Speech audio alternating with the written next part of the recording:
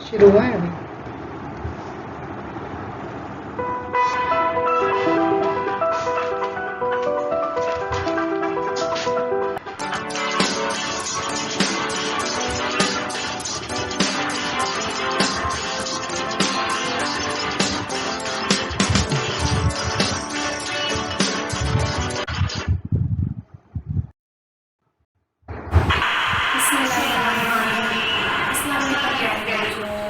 Welcome to Brihan Mumbai महानगर पालिका शिक्षण विभाग NCTM ऑनलाइन वर्चुअल क्लासरूम में आप तमाम का इस्तकबाल है।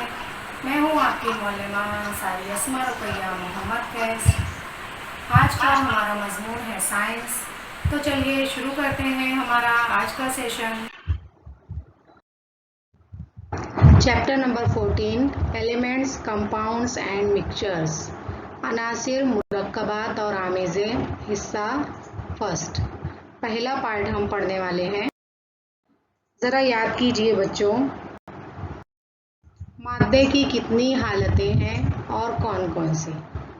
मादे की 3 हालतें होती हैं, ठोस, माए और गैस। ये आप लोग बहुत शुरू से पहले से जानते हो कि मादा जो है वो 3 हालतों में पाया जाता है, सॉलिड, लिक्विड और गैस। मादे की हालत में तब्दीली किस वजह से होती है? आप लोगों को मालूम है कि मादे की हालत जो है वो बदलती है, लेकिन उसमें तब्दीली किस वजह से आती है?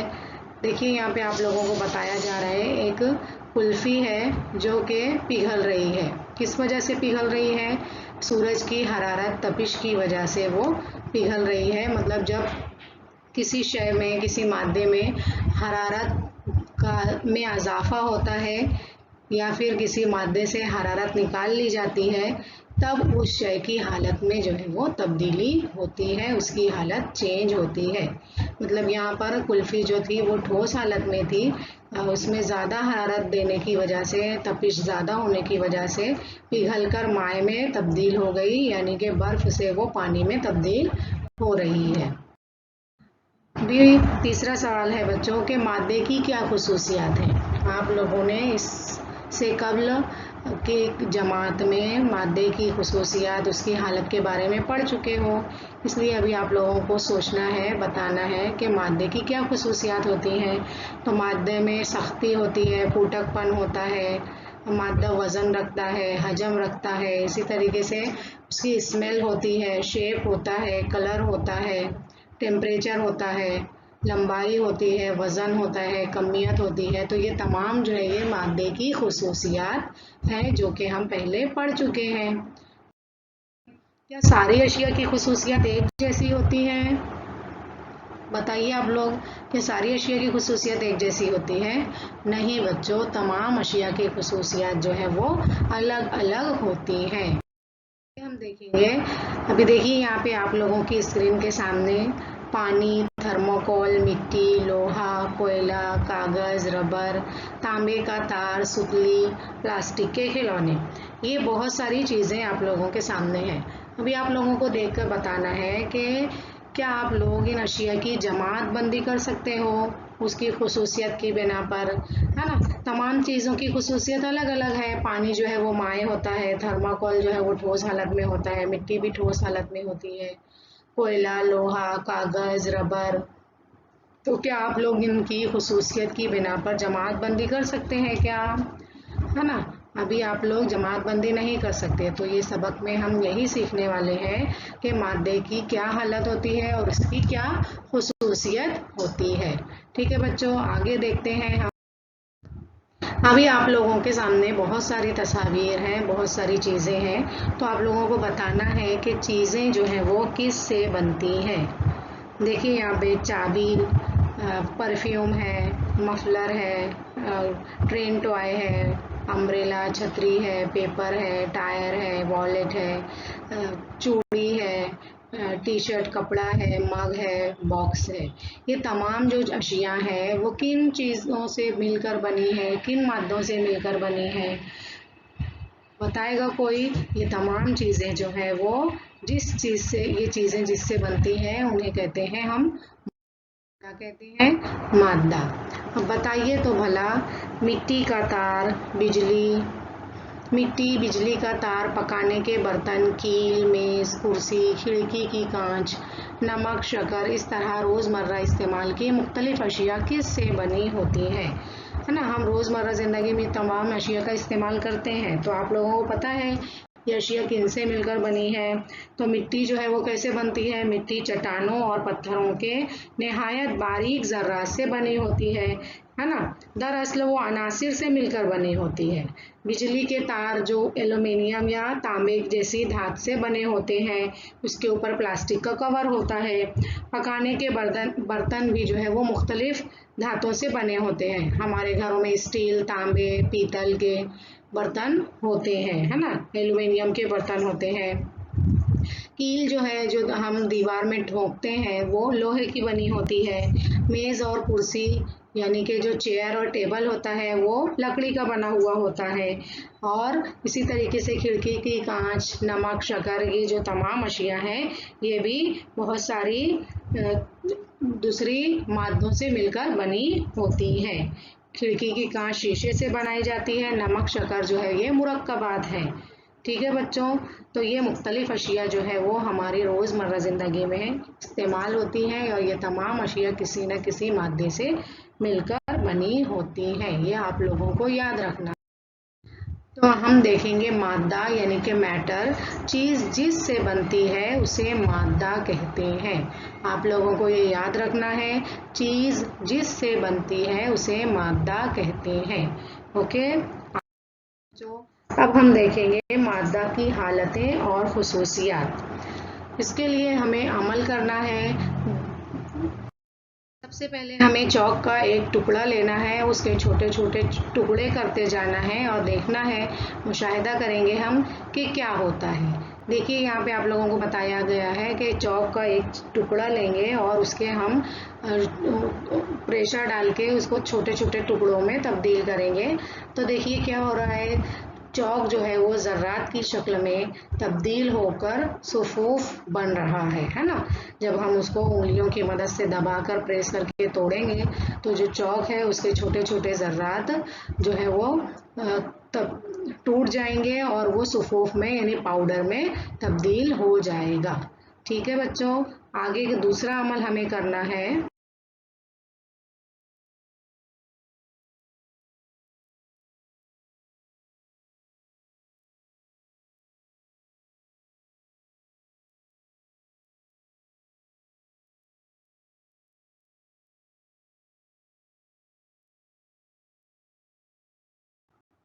के रोशनाई के कतरे रुमाल या टिश्यू से साफ कीजिए। क्या होता है? रोशनाई बोले तो इंक, किसी भी तरीके की कोई भी इंक आप लोगों को लेना है और उसे रुमाल या टिश्यू से साफ करना है। देखिए यहाँ पर आप लोगों को वो अमल करके दिखाया गया है। रोशनाई के कतरे एक कागज़ पर लेंगे हम और उसको हम टिश्यू की मदद से साफ करेंगे। देखिए आप लोगों को दिखाई देगा कि क्या होगा, टिश्यू जो है वो रोशनाई के कतरों को या जज्ब कर लेता है। ये अमल हम रुमाल के ज़रिए भी करके देख सकते हैं, है ना। और रुमाल पर या फिर टिश्यू पर जो है वो रोशनाई के धब्बे नज़र आते हैं। दिखाई दे रहे हैं ना आप लोगों को? ठीक है,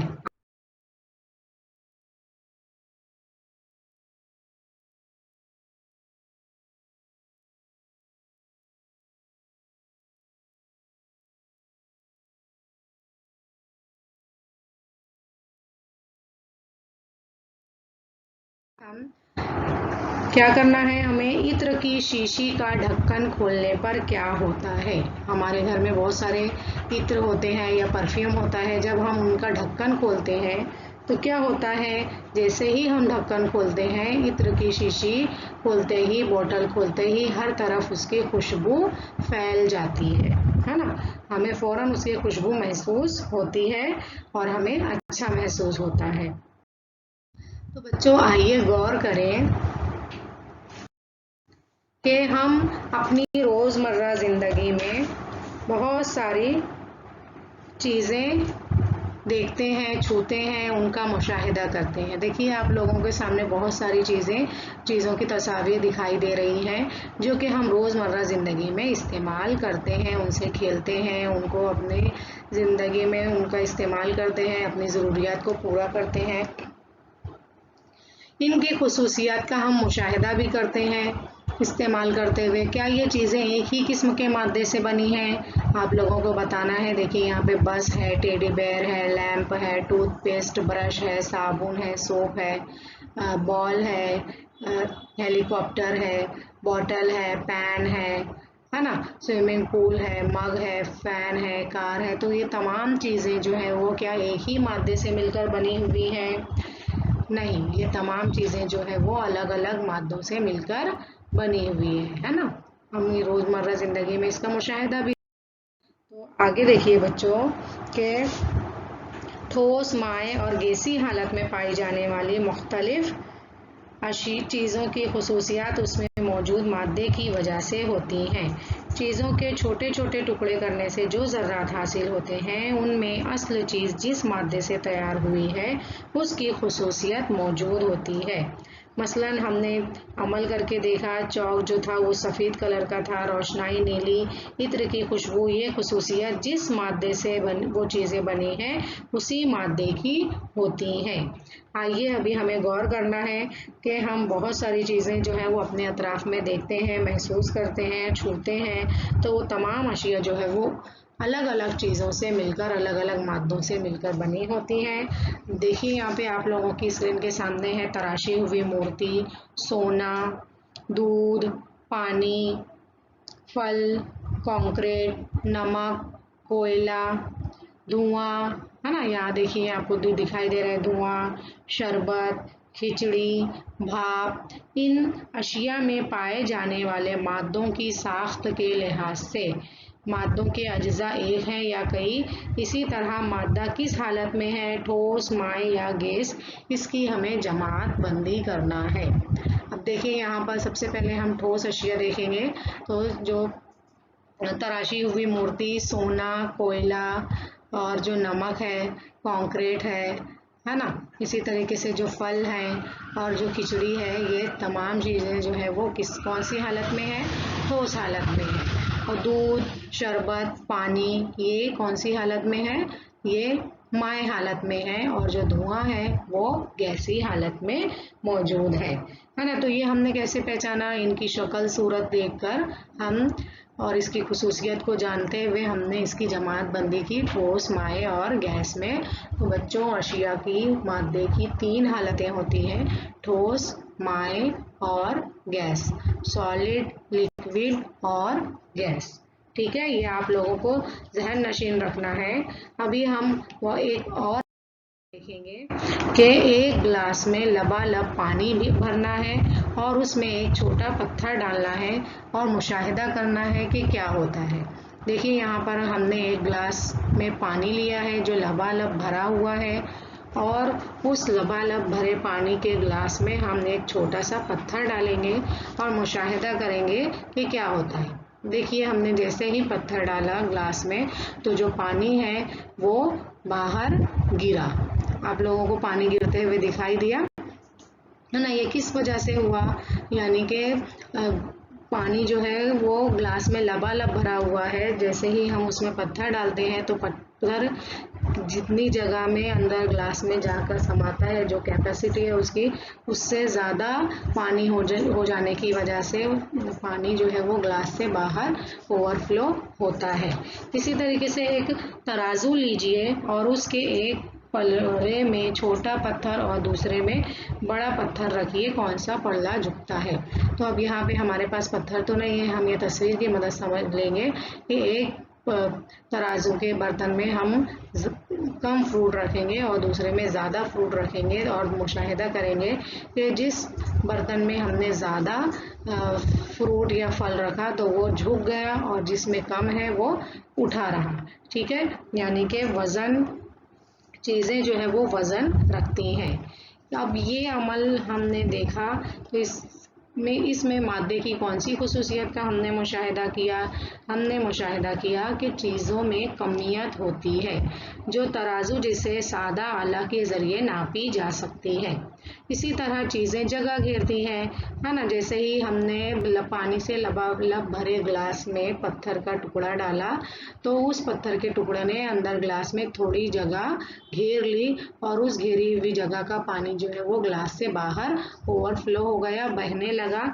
यानी कि इसलिए हमने मुशाहिदा किया कि चीज़ें जो है वो जगह घेरती हैं। ये दोनों ही खुसूसियात चीज़ों को उन मादों से हासिल होती हैं जिनसे वो बनी हुई होती हैं। यानी कमियत और हजम ये मादे की दो अहम खुसूसियात है। कमियत और हजम मादे की दो अहम खुसूसियात हैं।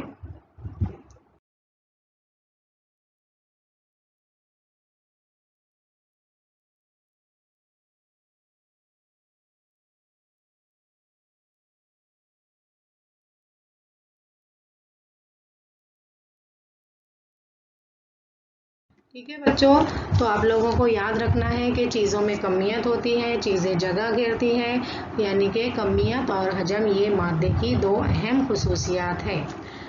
अब कुदरत में पाई जाने वाली बहुत सी अशिया का मुतालिया करने पर ऐसा मालूम होता है कि कुछ मादे खालिस सूरत में होते हैं, यानी वो एक ही जुज़ से बने होते हैं। एक ही जुज़ वाले मादे को शय यानी कि सब्सटेंस कहा जाता है। जैसे कि सोना, हीरा, पानी, चुनखड़ी ये तमाम अशिया जो है वो एक ही जुज़ से मिलकर बनती हैं। और कुछ मादे दो या दो से ज़ायद मादों से मिलकर बनते हैं, उन्हें आमेज़ा यानी कि मिक्सचर कहते हैं। तो आप लोगों को याद रखना है, एक ही जुज़ वाले मादे को शय कहते हैं और दो या दो से ज़ायद मादों से मिलकर बनने वाली अशिया को आमेज़ा कहते हैं। तो इस सबक में हम आमेज़ा और मुरक्कब इन दो खुसूसियत के बारे में अच्छे से पढ़ने वाले हैं। आइए अब गौर करें, देखें कि पानी, शरबत, लोहा, फौलाद, कोयला, हवा, नमक, तांबा, पीतल, मिट्टी, इनमें आमेज़े कौन से हैं? आप लोगों को बताना है कि इन चीज़ों में जो है वो आमेज़े कौन से हैं। आप लोगों को मालूम है कि आमेज़ा किसे कहते हैं, है ना। तो हम यहाँ पर सीखेंगे कि आमेज़ा किसे कहते हैं। ठीक है बच्चों, पानी के आमेज़ा है? नहीं। पानी से हम अज्जा अलग कर सकते हैं? नहीं कर सकते। शरबत के अज्जा हम अलग कर सकते हैं? बिल्कुल कर सकते हैं हम, है ना। इसी तरीके से लोहा, फौलाद, तो इस बारे में हम मज़ीद जानकारी हासिल करेंगे कि कौन सी अशिया जो है वो आमेज़ा है, कौन से मुरक्कब हैं, आगे के सबक में हम सीखते हैं। ठीक है बच्चों, आगे बढ़ें। अमल कीजिए। अब हमें क्या करना है, बर्तन में पानी लेकर उस पर ढक्कन लगाएं और जोश आने तक बर्तन को गर्म कीजिए। क्या करना है, हमें एक बर्तन लेना है और उसमें ढक्कन लगाकर पानी को जोश लेना है और मुशाहिदा करना है कि ढक्कन की अंदरूनी सतह पर क्या नज़र आता है। तो जब हम बर्तन में पानी को जोश लेंगे तो पानी में से क्या होती है, भाप खारिज होती है। ये भाप जब ढक्कन की अंदरूनी सतह पर जमा हो जाती है तो भाप की तकसीफ होने की वजह से पानी के कतरों में तब्दील हो जाती है। भाप की तकसीफ होकर वो पानी के कतरे में तब्दील हो जाती है। इसलिए ढक्कन की अंदरूनी सतह पर पानी के कतरे नज़र आते हैं। पानी जब भाप की सूरत में होता है तो उसके ज़र्रात इंतहाई छोटी होने की वजह से हमें नज़र नहीं आते, और जैसे ही वो इकट्ठा होकर ढक्कन की सतह पर जमा होते हैं पानी की शक्ल में, तो वो हमें पानी के ड्रॉपलेट्स की शक्ल में दिखाई देने लगते हैं।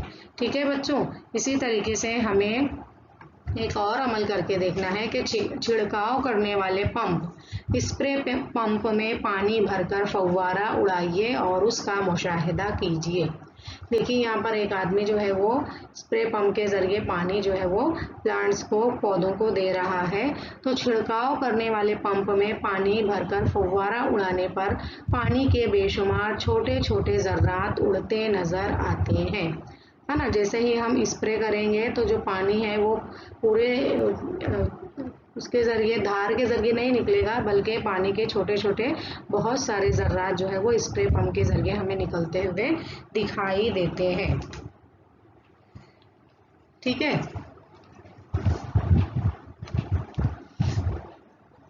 तमाम अशिया जो है, जिस तरीके से हमने यहाँ पर देखा पानी की भाप और स्प्रे पंप से निकलता हुआ पानी के छोटे छोटे ज़र्रात, तो तमाम अशिया जो है वो इसी तरह इंतहाई छोटे ज़र्रात से मिलकर बनती हैं। शय का सबसे छोटा ज़र्रा यानी सालमा। शय का सबसे छोटा ज़र्रा यानी सालमा, जिस शय के सालमों में एक ही किस्म के जौहर होते हैं, इस शय को एलिमेंट यानी कि अंसुर कहते हैं। जिस शय के सालमों में एक ही किस्म के जौहर यानी कि एटम होते हैं तो उस शय को अंसुर कहते हैं। क्या कहते हैं? अंसुर कहते हैं, एलिमेंट कहते हैं। अनासिर की तकसीम से नया मादा हासिल नहीं होता। अंसुर के छोटे से छोटे ज़र्रात एक ही किस्म के जौहर से बने होते हैं। जौहर जो है वो हमें खाली आँखों से यानी कि नंगी आँखों से नज़र नहीं आते, लेकिन करोड़ों जवाहिर एक जगह हों तो उनकी जसामत इतनी हो जाती है कि हम उसे देख सकते हैं। हर अंसुर के जौहर की कमियत और जसामत मुख्तलिफ होती है।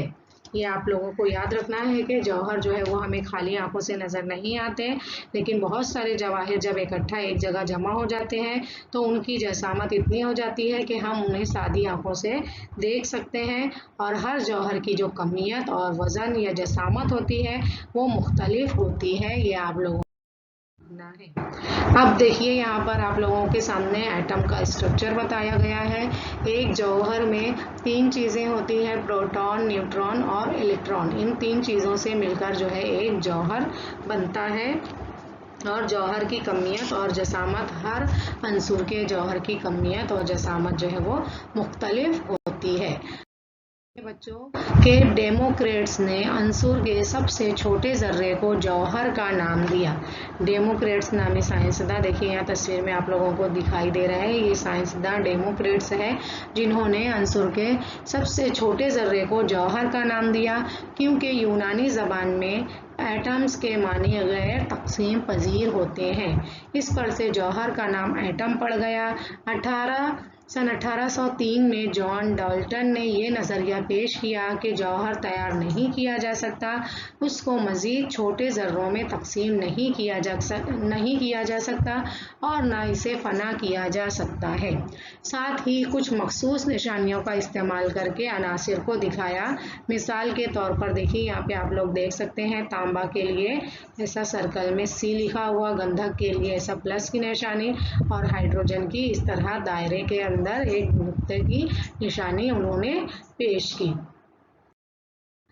क्या आप लोग जानते हो कि अब तक साइंसदानों ने 118 अनासिर की दरियाफ्त किए हैं। इनमें से 92 अनासिर जो है वो कुदरत में पाए जाते हैं, बाकी अनासिर इंसान के बनाए हुए हैं। कुदरती तौर पर सिर्फ 92 यानी कि 92 अनासिर पाए जाते हैं, और बाकी के जो अनासिर हैं वो इंसान के बनाए हुए अनासिर हैं। हाइड्रोजन, ऑक्सीजन, नाइट्रोजन, कार्बन, लोहा, पारा, तांबा चंद अहम कुदरती अनासिर हैं जो कुदरती तौर पर हमारे नेचर में हमारे आसपास मौजूद हैं। तहकीक के ज़रिए नए अनासिर की दरियाफ्त जारी है। ये मालूमात आप लोगों को याद रखनी है, ठीक है। आगे देखेंगे। अब आप लोगों के सामने कुछ मुखफ़फ़ दिए हुए हैं, आप लोगों को बताना है कि हम रोज़मर्रा ज़िंदगी में इन मुखफ़फ़ का इस्तेमाल करते हैं। अब DR का मतलब होता है डॉक्टर, HM का मतलब होता है हेडमास्टर, AC का मतलब होता है एयर कंडीशनर, ADV यानी कि advertisement, CM chief minister, BAL यानी कि बैलेंस। इन तमाम मुखफ़फ़ का हम रोज़मर्रा ज़िंदगी में इस्तेमाल करते हैं। क्यों करते हैं इन मुखफ़फ़ का इस्तेमाल? ताकि हमारी बोलचाल में, हमारी जो बोलचाल की ज़बान है उसमें हमें आसानी हो और हम फटक से अपनी बात जल्दी से कह सकें, बता सकें, है ना। तो ये मुखफ़फ़ नाम का हम इस्तेमाल करते हैं, मुख्तसर नाम का हम इस्तेमाल करते हैं। इसी तरीके से जो है अनासिर को ज़ाहिर करने के लिए भी यही तरीका इस्तेमाल किया जाता है। अनासिर के लिए अलामतों के इस्तेमाल का तरीका बर्ज़ेलीस नामी साइंसदान ने शुरू किया। इस्तेमाल होने वाली अलामतें अनासिर के नामों को मुख्तसर करके बनाई गई। हर एक अंसुर की अलामत अंग्रेजी के कैपिटल हर्फ का इस्तेमाल करके जाहिर की जाती है। तो आप लोगों को याद रखना है कि अनासिर के लिए अलामतों के इस्तेमाल का तरीका बर्ज़ेलिस साइंसदान ने शुरू किया है और हर अंसुर की जो अलामत है वो अंग्रेज़ी के कैपिटल हर्फ यानी कैपिटल लेटर का इस्तेमाल करके जाहिर की जाती है।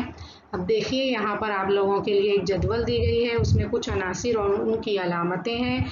जब दो या दो से ज़ायद अनासिर का नाम का पहला हर्फ हो, पहला लेटर एक ही हो तो अलामत लिखने के लिए हर्फ की जोड़ी इस्तेमाल की जाती है, मतलब उसके बाद आने वाले लेटर का इस्तेमाल किया जाता है। जैसे कार्बन, कार्बन के लिए सी, तो क्लोरीन के लिए हम Cl का इस्तेमाल करते हैं। आप लोगों को यहाँ पे समझ में आएगा। देखिए यहाँ पे हम पहला अंसुर पढ़ेंगे हाइड्रोजन। हाइड्रोजन के लिए ये अंसुर जो है वो हाइड्रोजन है, उसकी अलामत है H। हेलियम, हेलियम की अलामत है He, है ना। आप देखिए दोनों जो भी अनासिर हैं वो H से शुरू होते हैं, तो हाइड्रोजन को H की अलामत दे दी गई और हेलियम के लिए H के साथ उसका दूसरा लेटर, दूसरा हर्फ E का भी इस्तेमाल किया गया है। उसके बाद है लिथियम, लिथियम के लिए अलामत है Li। बेरिलियम, बेरिलियम के लिए Be। बोरॉन, बोरॉन के लिए B। कार्बन, कार्बन के लिए C। नाइट्रोजन, नाइट्रोजन की अलामत है N। ऑक्सीजन, ऑक्सीजन की अलामत है O। फ्लोरीन, फ्लोरीन की अलामत है F। Neon Ne। इसी तरीके से सोडियम की अलामत है Na। मैग्नीशियम की अलामत है Mg। एल्यूमिनियम की अलामत है Al। सिलिकॉन की अलामत है Si। फॉस्फोरस की अलामत है P। सल्फर की अलामत है S। क्लोरीन की अलामत है Cl। ऑर्गन की अलामत है Ar। पोटेशियम की अलामत है K और कैल्शियम की अलामत है Ca। तो बच्चों आप लोगों को हर अंसुर और उसके लिए इस्तेमाल की गई अलामत को याद रखना है। आप उसको एक दो बार रिपीट करोगे तो आप लोगों को जहन नशीन हो जाएगा कि किस अंसुर के लिए कौन सी अलामत इस्तेमाल की जाती है। ठीक है, आगे तो अब हम देखेंगे कि हम रोज़मर्रा ज़िंदगी में बहुत सारी धातुओं का इस्तेमाल करते हैं, है ना। हमारे घर में जो है वो अम्मी और बहनें और बड़ी जो औरतें होती हैं वो मुख्तलिफ धातुओं के ज़ेवरात इस्तेमाल करती हैं, सोना चांदी वगैरह, है ना। तो और इसी तरीके से मुख्तलिफ बर्तन हमारे घर में होते हैं, स्टील के, एल्युमिनियम के, तांबे के, पीतल के। तो ये जो धातें हैं, क्या ये धातें अंसुर हैं? ये तमाम जो धातें हैं क्या वो अनासिर में शामिल हैं? तो आम तौर पर अनासिर की जमात बंदी दो ग्रोहों में की जाती है, दो ग्रुप में की जाती है, धात और अधात। धात जिस अंसुर में वरक पजीरी, तार पजीरी, हरारत और बर्क की ईसालियत, ऊंची कसाफत, धाती चमक और गूंज जैसी खसूसियात पाई जाती हैं उसे धात कहते हैं, है ना। अभी हमने देखा कि अंसुर किसे कहते हैं, अंसुर की अलामत भी हमने देखी। तो जिस अंसुर में वरक पजीरी होगी, तार पजीरी होगी, हरारत बर्क की ईसालियत होगी, ऊंची कसाफत होगी, धाती चमक होगी और गूंज जैसी खसूसियत होगी तो उसे हम कहेंगे धात। जैसे कि लोहा, सोना, चांदी वगैरह ये तमाम धातुओं की मिसालें हैं। अब हम देखेंगे अधात। तो जिस अंसुर में ऊपर दी हुई खुसूसियात मौजूद ना हो, यानी ना उसमें वरक पजीरी हो, तार पजीरी हो, ना ही हरारत और बर्क की ईसालियत हो, ना ही ऊंची कसाफत हो, ना ही धाती चमक हो, तो ऐसी तमाम अनासिर को हम अधात कहेंगे, मसलन फास्फोरस, गंधक और क्लोरीन वगैरह। तो आप लोगों को याद रखना है जिस अंसुर में वरक पजीरी, तार पजीरी, हरारत और बर्क की ईसालियत वगैरह खुसूसियात होंगी तो उसे हम धात कहेंगे, और जिस अंसुर में ये तमाम खुसूसियात नहीं होंगी उसे हम अधात कहेंगे। ठीक है, आगे देखेंगे तीसरी किस्म जो है वो धात नुमा है। अनासिर के तीसरा ग्रोह धात नुमा है। जिस अंसुर में कुछ धाती और अधातीय खुसूसियात हों उन्हें धात नुमा कहते हैं, है ना। ऐसे भी अनासुर होते हैं जिसमें धात और अधात दोनों की खुसूसियात होती हैं तो उन्हें हम धात नुमा कहेंगे, मसलन आर्सेनिक, सिलिकॉन, सेलेनियम वगैरह। अब बच्चों आप लोगों को जहन नशीन रखना है कि कुछ धातुओं को उनकी खालिस हालत में इस्तेमाल करना दुश्वार होता है। ऐसी धातुओं में एक या ज़ायद अनासिर मिलाकर असल धातु की खुसूसियात तब्दील की जाती हैं। धातुओं के इस आमेज़े को मखलूत या भरत कहते हैं, अलॉय कहते हैं, मसलन पीतल, कांसा, फौलाद, स्टील, 22 कैरेट सोना वगैरह, है ना। ये जो है ये मखलूत धातें हैं जिनको हम उसकी असल शक्ल में इस्तेमाल करना जो है वो दुश्वार होता है, इसलिए उनमें क्या की जाती है, एक या दो ज़्यादा अनासिर मिलकर उनमें मिलावट की जाती है ताकि उनका इस्तेमाल अच्छे से किया जा सके, तो उन्हें मखलूत धात या भरत कहते हैं। आप लोगों को याद रखना है, इसकी मिसाल है पीतल, कांसा, फौलाद और 22 कैरेट का जो सोना होता है वो मखलूत धात की मिसाल है। मैग्नीशियम ऑक्सीजन के साथ मिलकर मैग्नीशियम ऑक्साइड और नाइट्रोजन के साथ मिलकर मैग्नीशियम नाइट्राइड बनाता है। तो ये आप लोगों को याद रखना है, ये दोनों है। अब दो या दो से ज़ायद अनासिर के कीमियाई मिलाप से बनने वाली शय जो है वो मुरक्कब कहलाती है। आप लोगों को याद रखना है कि दो या दो से ज़्यादा अंसुर के कीमियाई मिलाप से जब शय बनेगी तो वो शय कहलाएगी मुरक्कब। इस जैसे कि देखिए पानी, ऑक्सीजन, कार्बन डाइऑक्साइड, इनमें से अंसुर और मुरक्कब कौन से हैं ये आप लोगों को बताना है। तो पानी जो है वो, पानी क्या है, कार्बन डाइऑक्साइड और पानी ये मुरक्कब है और ऑक्सीजन जो है ये अंसुर है। ठीक है, तो मुरक्कब के सबसे छोटे ज़र्रे को क्या कहते हैं? मुरक्कब के सबसे छोटे ज़र्रे को हम सालमा कहेंगे। सालमे में मुख्तलिफ जौहर हो सकते हैं, इसलिए बनने वाली शय मुरक्कब होती है। जैसे पानी एक मुरक्कब है, पानी के एक सालमे में हाइड्रोजन के 2 और ऑक्सीजन का 1 जौहर मिलने पर जो है पानी बनता है। ये आप लोगों को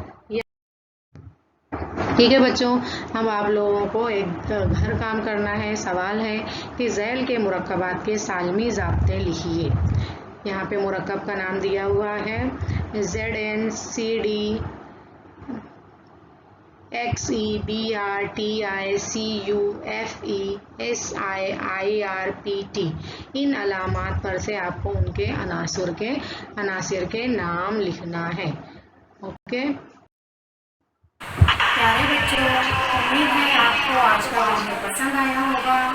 आज के सेशन में आपने जो भी मालूमात हासिल की है उसका इस्तेमाल कीजिए, घर काम के सवालात को हल कीजिए और उसका फ़ोटो व्हाट्सएप ग्रुप पर शेयर कीजिए, अपने टीचर से चेक करवाइए। फिर मिलते हैं हम अगले सेशन में, तब तक के लिए अल्लाह हाफिज़।